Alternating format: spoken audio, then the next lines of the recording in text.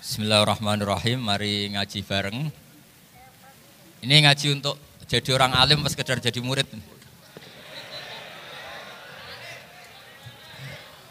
Kalau untuk orang alim ya ndak usah suka uang dulu. Ini begini ya. Jadi kondisi yang ini jelas. Kondisi yang jenengan alami ini mungkin banyak yang ngaji saya lewat YouTube, sehingga saya berharap konstruksi pikiran ini sama. Nanti saya bantu ya supaya semua kalimat yang sering Anda baca, saya bantu supaya Anda tahu maknanya. Yang pertama tentu kita Islam ini berdasar kalimat tauhid. Kalimat tauhid adalah kalimat yang dibawa semua nabi. Lalu makna dari tauhid adalah mengakui tiada Tuhan selain apa? Allah, dan sesungguhnya Muhammad adalah Rasulullah Shallallahu Alaihi Wasallam. Saya nggak biasa pengajian umum, tapi ini spesial karena saya ingin sujud di bumi ateis. Jadi sehingga dari awal saya ini sebetulnya tanpa dirayu sudah kepikiran. Dirayu lama sama Mas Eko ini, sudah ngerayu masih bilang nanti ada lelangan Gus ya. Tapi tadi katanya panitia hasil lelangnya sekitar 60 juta ya. Itu dibangunkan masjid, jangan untuk mes ya. Supaya saya ikut amal lah. Jadi begini ya. Perasaan saya juga seluruh ulama di dunia. Saya ulang lagi, perasaan saya juga seluruh ulama di dunia.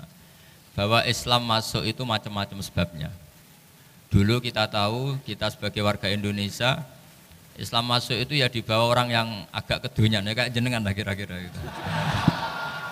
Ya kayak mbak-mbak ini, ya agak-agak mata duitan gitu. Karena kita tahu rata-rata ahli sejarah mengatakan Islam di Indonesia dibawa kiai apa pedagang? Pedagang tuh nyari uang apa nyari dakwah kira-kira? Ya semoga Anda mirip-mirip seperti itu. Ya jadi nyari uang karena ada nurani Islam, sehingga tetap saja membawa Islam. Saya tidak tahu Islam Anda ala apa, tidak tahu. Pokoknya mau ngaji ya berarti Islam ala ahli sunnah apa? Wal jamaah. Jadi ini penting saya utarakan bahwa Islam itu agama yang mudah difahami, sehingga dibawa pedagang saja ya kasil gitu. Dibawa orang yang kedonyan kayak jenengan juga kasil gitu. Dibawa orang baik ya kasil, dibawa orang broken juga kasil. Ini penting saya utarakan karena saya ngaji di mana-mana bilang ciri utama kebenaran absolut adalah kebenaran yang bahkan orang nggak benar saja bisa bawa. Tapi bukan berarti saya dukung Anda tidak benar, kan sudah tidak benar dulu sebelum kenal saya. Tapi nggak apa-apa, nggak benarnya umat Islam insya Allah dimaafkan sama Allah Subhanahu wa Ta'ala. Ya asal tobat maksudnya. Nggak, ini saya beri satu konstruksi pikiran yang saya sering utarakan di ngaji saya. Sampai sekarang saya coba, saya tes ini kan di kampus ya, di apa bacanya ini, GIM University yang global leader apa in the world itu. Ini keren lah, jadi acara ilmiah kita ditakdir di gedung apa? Kampus, gedung universitas di begini. Kalau 1 ditambah 1 2 itu namanya hakikat. Ciri utama hakikat adalah siapapun akan menerima. Saya sekarang tanya sama Anda, kira-kira 1 tambah 1 2 itu musuh Anda pun mengatakan 2 apa tidak? Ya. Pekerja Korea ya bilang 2, Rektor Al-Azhar juga bilang 2. Kamu yang sekarang sedang mungkin sebagian broken sama istri juga bilang 2. Istri kamu yang mangkal sama kamu juga bilang 2. Yang cemburu ya bilang 2, yang dicemburuin juga bilang 2. Karena begitu mudah kebenaran absolut diterima oleh siapa saja. Begitu juga eksistensi Allah sebagai Tuhan. Itu mudah diterima oleh siapa saja. Sehingga pembawanya tidak perlu seorang kiai atau gus atau mubalek atau ketua muin, tidak. Cukup karyawan pekerja Korea. Karena kebenaran absolut itu kebenaran yang mutlak. Siapa saja yang waras pasti ngakui. Kira-kira orang yang berpikir sehat pasti berpikir begini, ini yang diajarkan Quran. Bumi ini kadung wujud, sudah wujud kadung wujud, punya eksistensi. Mungkin nggak sesuatu yang wujud kemudian disebabkan oleh sesuatu yang nihilisme, yang tidak ada. Mungkin enggak? Enggak mungkin. Yang namanya penyebab itu harus sesuatu yang wujud. Di mana-mana penyebab itu harus punya eksistensi. Karena langit dan bumi ini kadung wujud, pasti penyebabnya adalah wujud. Karena wujud penyebab harus bersifat super. Lah bersifat super ini oleh ulama dikatakan wajibil wujud. Itu akal siapa saja akan terima. Cuma kemudian setelah nerima itu orang macam-macam cara berpikir. Mungkin orang Jawa dulu bilang itu Sahyang Widi. Kalau orang sini mungkin bilang apa itu? Dewa atau apa ya? Enggak tahu saya itu. Karena itu yang teman sampean, enggak teman saya itu. Tapi yang jelas begini, ini konstruksi ini harus kita jaga. Nanti saya bacakan teks hadisnya. Kebenaran sejati ciri utamanya adalah ada absolutisme, ada kebenaran mutlak. Ciri utama kebenaran mutlak adalah diakui bahkan oleh siapa saja, termasuk oleh orang fasik. Orang fasik itu orang nggak benar. Misalnya ada imam masjid besar Istiqlal, ditanya 1 tambah 1 bilang apa? 2. Nanti kira-kira yang lonte juga bilang apa? 2. KPK juga bilang, koruptornya yang ditangkap 2. Nah, eksistensi Allah sebagai Tuhan ini kebenaran yang absolut. Maka agama ini juga boleh diterima oleh siapa saja, termasuk oleh orang fasik, orang nggak jelas.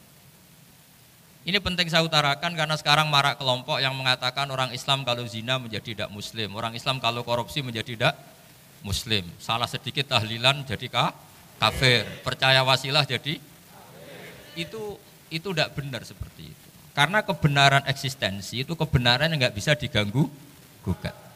Seperti Anda ini kan warga Indonesia. KPK ya warga Indonesia, koruptornya juga warga. Apa setelah dia korupsi lalu tidak warga Indonesia? Tetap warga. Orang yang meyakini kalimat tauhid setelah dia salah, apa terus tidak tauhid? Kan tetap ya, maka dia tetap Islam. Ini penting saya utarakan. Kalau seorang warga Indonesia yang koruptor, yang macam-macam saja tetap warga Indonesia, padahal banyak kesalahan. Karena status warga Indonesia adalah status yang permanen. Begitu juga status muslim adalah permanen bagi siapa saja yang melafadzkan la ilaha illallah Muhammadur Rasulullah. Kita tidak bisa mengkafir-kafir mereka. Itu juga yang sering dipesankan dan jadi ciri khas ulama ahli sunnah wal jamaah, tidak mengkafirkan orang Islam meskipun melakukan dosa besar. Soal dia salah nanti masuk neraka ya silakan saja, saya tidak ikut, paham ya? Sampai bisa mencoba. Tapi tetap saja dia muslim. Analoginya tadi. Analoginya gampang sekali tadi. Orang Indonesia yang salah itu tidak akan merubah statusnya sebagai warga Indonesia. Karena ya memang dia berstatus warga Indonesia. Orang Islam yang sudah melafadzkan syahadat maka menjadi muslim. Saya di mana-mana berkampanye, berfatwa. Orang kafir yang 70 tahun kafir, sekali melafadzkan kalimat tauhid, itu menjadi muslim apa tetap kafir? Muslim. Masa kita yang Islam terus, yang kalimat tahlil la ilaha illallah kemudian menjadi kafir karena kalimat itu? Itu faham aneh apa aneh? Wong yang kafir saja menjadi muslim karena kalimat tauhid, yang Islam menjadi kafir juga karena kalimat. Ini ngajak apa-apaan? Ya ngajak goblok-goblokan, kira-kira kan gitu. Ini penting saya utarakan karena ini penting. Nah, setelah kamu yakin tauhid, ciri utama tauhid itu apa? Menstatuskan sesuatu sebagaimana hakikatnya. Misalnya bumi Korea, ini statusnya tetap buminya Allah. Maka dari awal saya husnudzon sekali sama Allah Subhanahu wa taala bahwa suatu saat di bumi mana saja itu ada tahlil. Enggak ngira kan ada ateis di sini, bumi ateis kemudian ada tahlil. Ada sakduna, ada macam-macam. Karena kita ketika sholat, makanya saya tadi janji akan memaknai kalimat-kalimat yang sering Anda baca ketika sholat. Di sholat saat ada i'tidal ngendikan apa? Rabbana lakal hamdu, ayo dibaca. Mil'us samawati wa mil'ul ardi wa mil'u ma syi'ta min syai'im ba'du. Saya maknani secara tradisi pesantren. Rabbana do pangeran kita, laka iku kaduwe panjenengan alhamdulillah segala puji. Engkau punya segala puji. Mil'us samawati, yang pujian itu memenuhi langit. Tentu langit itu penuh dengan pujian, semua malaikat bertasbih, bertahmid. Karena malaikat tidak ada yang kerja di pabrik, itu tasbih terus gitu. Nggak ada yang nyari uang, nggak ada yang cari won ya. Apa won ya kalau bahasa.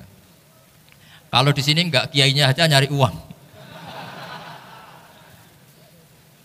Terusannya apa? Wamil ul ardi, dan pujian itu memenuhi bumi. Korea termasuk bumi Allah apa enggak? Jadi saya sudah menduga suatu saat Korea itu ya penuh dengan pujian. Dan ini betul. Siapa yang ngira kalau di bumi Korea ada yang hafal lagu Sakduna itu? Itu lagu kesayangan guru kita semua, Ki Haji Maimun Zubair. Enggak ada yang ngira. Siapa yang ngira kalau di sini ada ngaji seperti ini? Di Rusia juga sama. Uni Soviet